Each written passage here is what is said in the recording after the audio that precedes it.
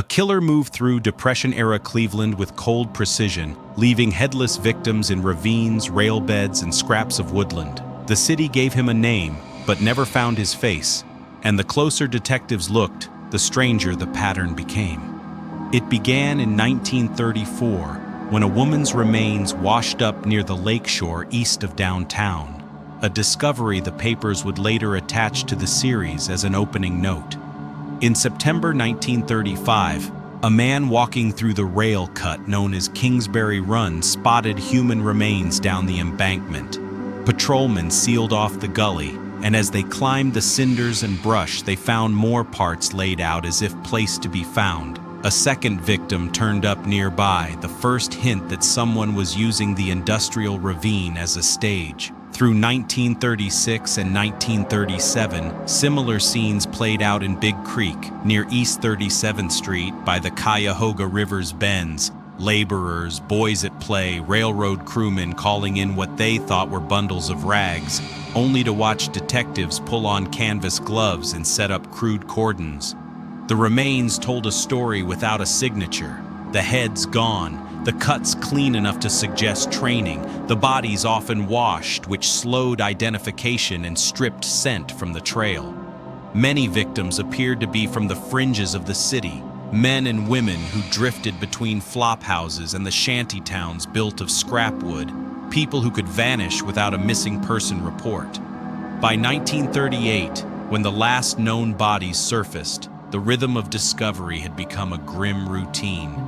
Each new find widened the investigation's map and narrowed its options because the geography felt intimate, a small set of rail spurs, culverts, and dumping grounds within a city that had just named a nationally known crime fighter to stop the bleeding. The hunt began not with hunches but with workmanlike steps at the morgue and in the field. Detectives photographed every scene before a single twig was moved, then charted distances with tape and chalked off footprints while crime lab technicians wrapped remains in clean muslin and cataloged clothing scraps, buttons, and twine. At the morgue, technicians tried to coax fingerprints from damaged hands, sometimes rehydrating dry skin in chemical baths to raise ridges long enough to roll prints on inked cards. Autopsies focused on cause of death and timing, but also on tool marks.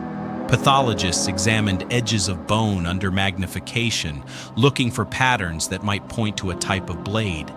Dental charts were drawn when teeth survived, and police canvassed dentists with sketches, a slow analog cross-check that worked only when a patient had ever sat in a chair. Blood typing, an early broad sorting method, helped compare separated parts and confirmed some pieces belonged to the same victim, but it could not name a person. One victim in 1935 had a set of distinctive tattoos, anchors, birds, and initials on forearms, and police made a plaster mask of his face and put drawings of the ink in storefront windows and newspapers, a human anchor to catch the eye of anyone who might know him. Thousands viewed the displays at the coroner's office, but no one claimed him. Another man was identified as a small-time local named Edward Andraschi when fingerprints matched a prior arrest card, a reminder of how identification often required a past on file. A woman believed to be Florence Polillo was tied to a boarding house by laundry marks and prints, her belongings traced back through a landlady's ledger. Amid these partial victories, most victims remained nameless, and the forensic limitations of the 1930s, no DNA, limited national databases, and few centralized missing person records, kept a crucial piece of the story out of reach. Cleveland's safety director, Elliot Ness, already famous for battling bootleggers, brought order to a sprawling case by restructuring how the city worked crime. He created a dedicated detail, informally called the Torso Unit, and paired seasoned detectives with younger officers who knew the rail corridors and shanty lanes. They mapped the discoveries on a large wall grid, added pins for transient camps, slaughterhouses, and clinics, and ran time and distance drills to see how a body could be moved unseen. Detectives like Peter Merillo walked the ravines at night and posed as down-and-out laborers in the camps, listening for rumors of a man with surgical skill or a room with a drain. Interrogations were purposeful rather than frantic, Bar owners, boarding house clerks, and butchers sat through long, calm question sessions while notes were compared against time cards, delivery logs, and streetcar schedules. Evidence handling grew more disciplined under Ness. Officers were trained to seal exhibits in labeled envelopes and to keep a single custody log so that a defense attorney could not easily shout contamination. As panic rose, Ness launched raids into the Hoovervilles that clustered along Kingsbury Run, clearing residents out, checking names against vagrancy books, and, in August 1938, ordering the shacks burned. The move aimed to deny the killer hiding places and to break the aura of the ravine, but it also displaced hundreds and earned fierce public criticism. Still, the crackdown changed the city's workings. Patrol cars carried two-way radios, precincts shared suspect cards, and the lab received better equipment to compare tool marks. Even with these upgrades, progress often hinged on tips and the careful spadework of following a rumor to a cold stove and then writing it down day after day. Suspects rose and fell under this pressure. Frank Dolezal, a bricklayer who knew some of the victims, was arrested after detectives linked him to addresses in the roaring 3rd District and found inconsistencies in his movements. He gave a halting confession tying him to the death of Florence Polillo, then retracted it, saying he spoke under strain. While held awaiting further tests and a formal reconstruction of his timeline, he was found dead in his cell, a turn that fueled charges of overreach and left the case no stronger than before. More quietly, Ness focused on a physician, Dr. Francis Sweeney, a former Army medical officer with a history of alcoholism and a volatile temper. Investigators noted how the cuts suggested anatomical knowledge and how the killer seemed comfortable in the ravines and near hospitals.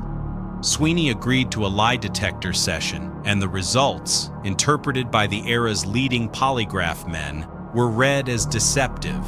Ness, however, lacked admissible evidence. No blood-stained room, no witness who could put blade to victim, no physical object that matched the tool marks in a way a court would accept. Sweeney checked into a veterans hospital and remained out of reach. Years later, Ness confided to colleagues that he believed the doctor was the man, citing cryptic postcards he received. Other leads were tested and set aside. Butchers were asked to produce knives. When their blades were photographed and compared against microscopic nicks on bone, they did not match. A railroad worker who boasted in taverns of violence could not be placed near a dump site when streetcar punch cards and payday slips were pulled. In the neighborhoods, curfews took hold. Churches held quiet vigils. Merchants hired extra watchmen. Mothers gathered children from the edges of the ravines. The newspapers blasted headlines that coined a nickname and promised breakthroughs. Radio bulletins turned every rumor into a citywide whisper, forcing police to chase ghosts and defend their methods in the glare. The case did not end so much as ebb. After the 1938 raid and the final known discoveries, the city returned to its routines with a new caution, and the files thickened with leads that went nowhere. Yet its legacy endured. Ness's restructuring hardened into standard practice. Citywide radios, centralized record-keeping, and a scientific outlook in patrol work that treated scenes as fragile and evidence as communal property to be logged, preserved, and rechecked. The morgue refined methods for fingerprint recovery and facial reconstruction, keeping plaster masks and careful photographs that today sit in the Cleveland Police Museum, a sober reminder of both progress and limits.